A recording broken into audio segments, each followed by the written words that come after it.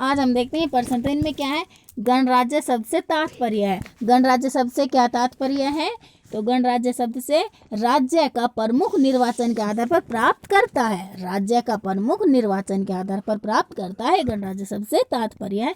अब अगला देखते हैं, अगले में क्या है, अगले में समाजवादी राज्य में होता है। समाजवादी राज्य में होता है तो आ जाएगी इसमें राज्य के आर्थिक संसाधन राज्य के स्वामित्व में।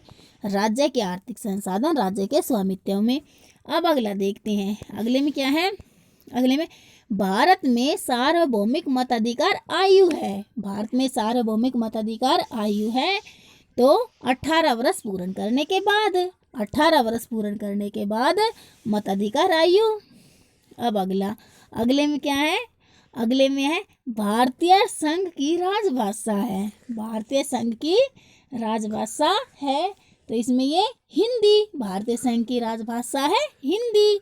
अब अगला देखते हैं, अगले में क्या है, अगले में संघीय व्यवस्था के लक्षण है। संघीय व्यवस्था के लक्षण है तो संघीय व्यवस्था के लक्षण केंद्र व राज्य सरकार की शक्तियों का लिखित बंटवारा, संविधान की सर्वोच्चता, निष्पक्ष न्यायपालिका, उपयुक्त सभी, यानी कि इसमें उपयुक्त सभी हो जाएगा, ये सभी आ जाएंगे। केंद्र व राज्य सरकार की शक्तियों का लिखित बंटवारा, संविधान की सर्वोच्चता, निष्पक्ष न्यायपालिका। अब अगला देखते हैं, अगले में क्या है, अगले में अवशिष्ट शक्तियाँ प्राप्त हैं।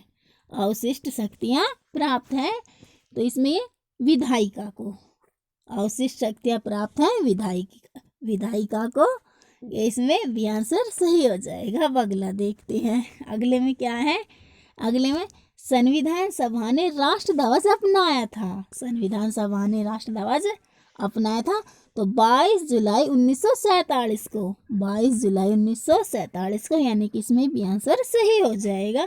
अब अगला देखते हैं, अगले में क्या है, अगले में राष्ट्र ध्वज की लंबाई चौड़ाई का अनुपात है।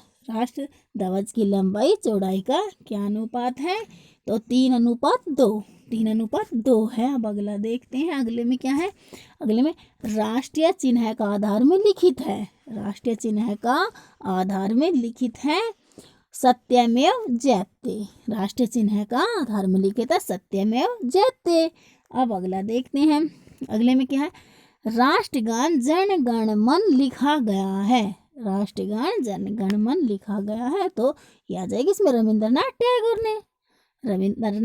टैगोर ने लिखा राष्ट्रगान जन गण मन। अब अगला देखते हैं, अगले में क्या है, अगले में है राष्ट्रगान के गायन में समय लगता है। राष्ट्रगान के गायन में कितना समय लगता है, तो ये आ जाएगी इसमें 52 सेकंड। कितना समय लगता है, 52 सेकंड लगता है। अब अगला देखते हैं, अगले में क्या है, राष्ट्रीय पुष्प कमल प्रतीक है। राष्ट्रीय पुष्प कमल प्रतीक है तो किसका प्रतीक है, सच्चाई का।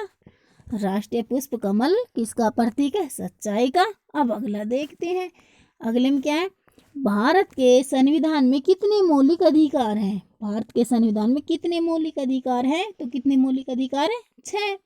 भारत के संविधान में कितने मौलिक अधिकार हैं, सही हो जाएगा 6 मौलिक अधिकार।